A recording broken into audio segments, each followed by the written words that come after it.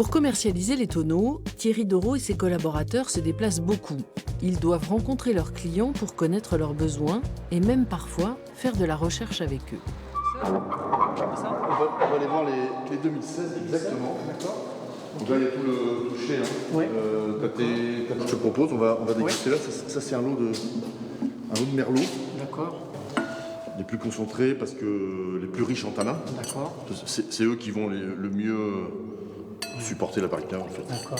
On fait chaque année, depuis maintenant 20 ans, des essais tonneliers où chaque année, on met en place des nouvelles barriques, des nouveaux bois, des nouvelles chauffes. Alors une année, on va faire un essai sur des bois d'origine différente ou des grains de taille différents. Une autre année, ça va être sur la chauffe, la durée de la chauffe, l'intensité de la chauffe. Et comme ça nous permet petit à petit, année après année, de nous faire notre propre base et d'évoluer ensemble. L'important, c'est d'évoluer ensemble. Et d'ailleurs, les demandes des consommateurs évoluent elles aussi. Il faut donc s'adapter aux tendances.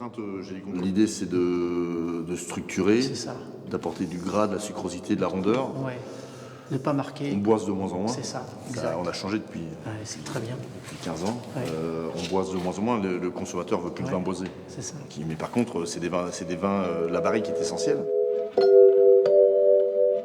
La barrique est un des éléments extrêmement importants dans notre élaboration du vin parce que c'est quasiment le seul élément exogène, extérieur à notre production, c'est pas nous qui la produisons, et qui a un impact sur le vin. Quand j'achète une bouteille de verre, aussi belle soit-elle, elle n'a aucun impact organoleptique sur le vin. Par contre, la barrique, oui. Donc c'est le choix du tonnelier, le choix de la barrique, le choix des bois, et pour une propriété viticole, essentiel. Le marché du vin représente 40% de l'activité de la tonnellerie en France, mais aussi à l'international.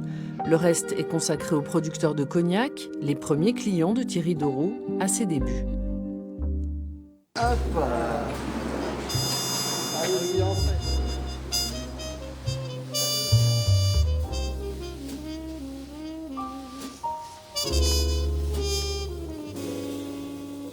On se nourrit de leur savoir. On ne fait pas les eaux de vie, on ne fait pas le cognac et on ne fait pas le vin, mais on est là juste pour les accompagner, pour sublimer.